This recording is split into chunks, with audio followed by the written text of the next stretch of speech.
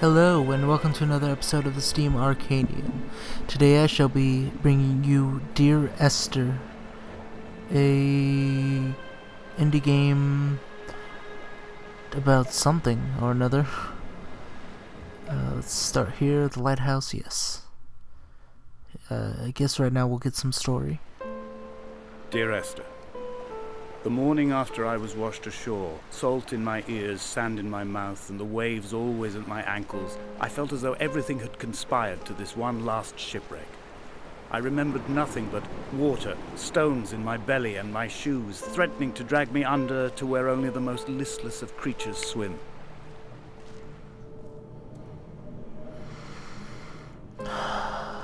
This better not be one of those games.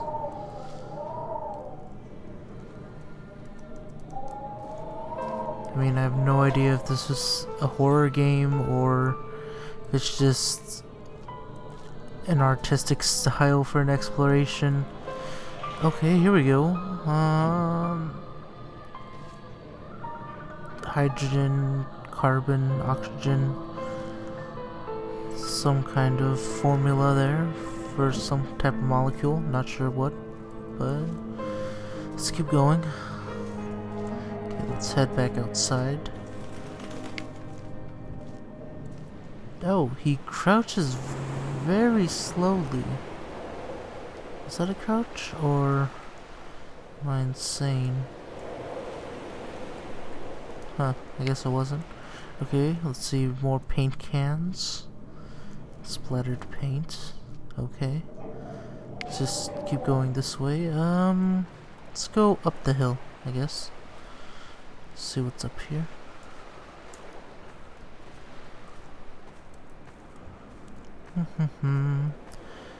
Well, it looks nice. I mean, not exactly sure what I'm trying to accomplish here, but it looks nice. Oh, okay. So,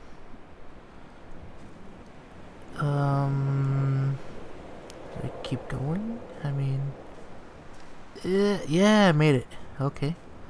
So I guess that works. That worked out quite well. Donnelly reported the legend of the hermit, a holy man who sought solitude in its most pure form. Allegedly, he rode here from the mainland in a boat without a bottom, so all the creatures of the sea could rise at night to converse with him. How disappointed he must have been with their chatter. Perhaps now, when all that haunts the ocean is the rubbish dumped from the tankers, he'd find more peace. They say he threw his arms wide in a valley on the south side, and the cliff opened up to provide him shelter. They say he died of fever 116 years later. The shepherds left gifts for him at the mouth of the cave, but Donnelly records they never claimed to have seen him.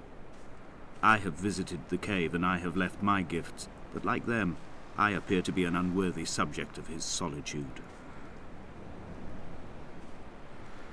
Oh.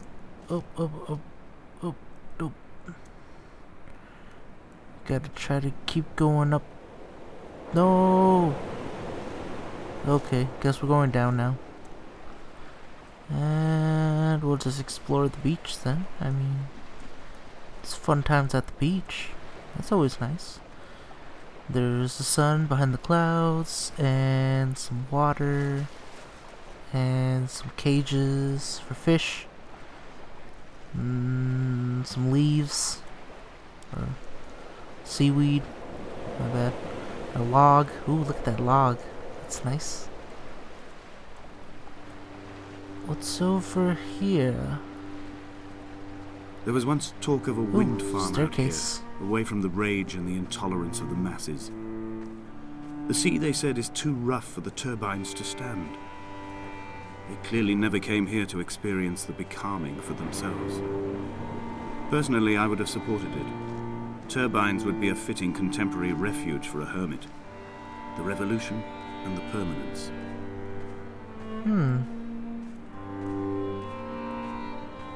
Okay, so we're on this side now. I guess I'm gonna try to get to that red blinking light. I mean, I'm still not entirely sure what I'm supposed to do in this game. Donnelly's book had not been taken out from the library since 1974. I decided it would never be missed as I slipped it under my coat and avoided the librarian's gaze on the way out. If the subject matter is obscure, the writer's literary style is even more so. It is not the text of a stable or trustworthy reporter. Perhaps it is fitting that my only companion in these last days should be a stolen book written by a dying man. Well, I guess that's something we learned about the character. He steals books. When someone had died or was dying, or so ill they gave up what little hope they could sacrifice, they cut parallel lines into the cliff, exposing the white chalk beneath. You could see them from the mainland or the fishing boat, and know to send aid or impose a cordon of protection, and wait a generation until whatever pestilence stalked the cliff paths died along with its hosts. My lines are just for this, to keep any would-be rescuers at bay.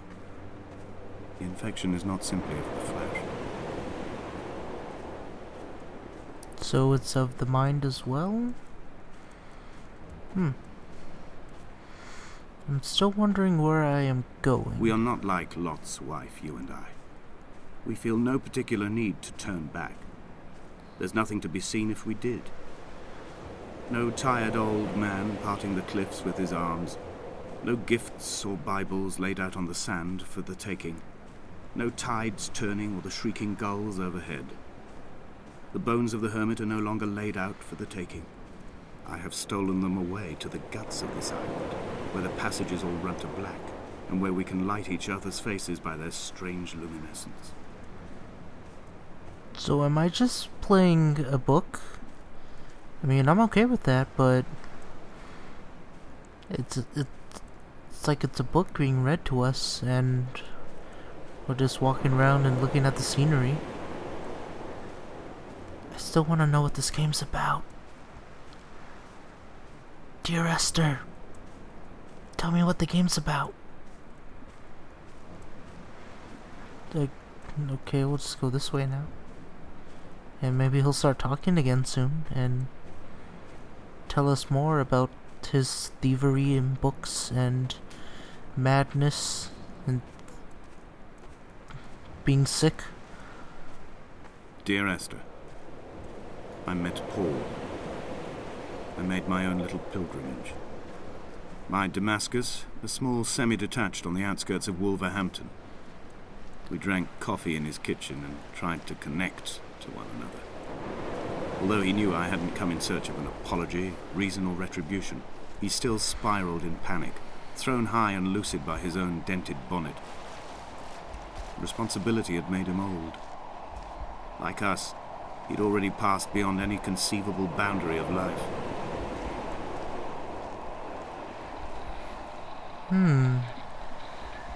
I guess I'll go in the cave. I threw my arms wide and the cliff opened out before me, making this rough home. I transferred my belongings from the bothy on the mount and tried to live here instead. It was cold at night, and the sea lapped at the entrance at high tide. To climb the peak, I must first venture even deeper into the veins of the island, where the signals are blocked altogether. Only then will I understand them, when I stand on the summit and they flow into me, uncorrupted. Hey, it's the same molecule that was painted back in the nether room. Carbon, hydrogen, hydrogen, carbon, oxygen, hydrogen, all that good stuff. And it looked like that was a nerve over there. And I can't tell what that is. More nerves and roots of some kind. I'm not sure. But I guess that's all that the cave had to offer. Oh. The hell? Oh, and I can also zoom in. I mean, it's not really an intense zoom, but it's a zoom nonetheless. Ooh, pretty music. Guess we'll go this way now.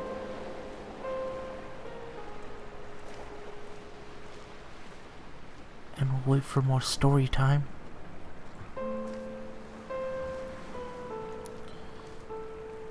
And I guess we're heading back towards the red light now. Wanna know what it is? I want to know.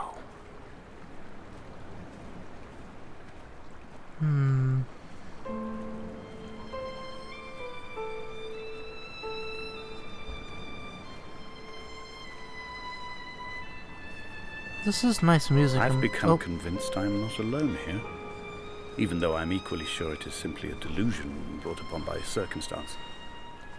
I do not, for instance, remember where I found the candles, or why I took it upon myself to light such a strange pathway. Perhaps it is only for those who are bound to follow. Well, okay then. I guess we're heading towards these stones here. I have no idea. I mean, is it a graveyard or are they just stones? It's a strong wind picking up. Oh look, there's... What's that noise? No idea, but I do not want to stay over here. At all. So we shall keep moving forward and onward.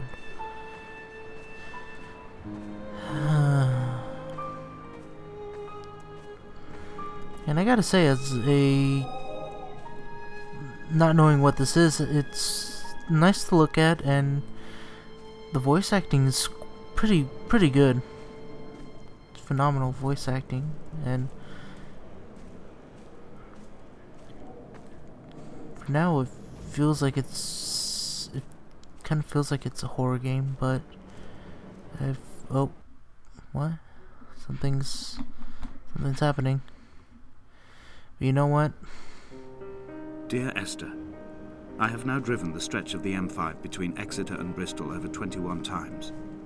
But although I have all the reports and all the witnesses, and have cross-referenced them within a millimetre using my Ordnance Survey maps, I simply cannot find the location. You'd think there would be marks to serve as some evidence. It's somewhere between the turn-off for Sanford and the welcome brake services. But although I can always see it in my rear-view mirror, I have as yet been unable to pull ashore. And you know what? That's about all the time we have for this episode. If you'd like to see more, just comment down below, and I'll start a series up for Dear Esther. Thank you for your time, and thanks for watching.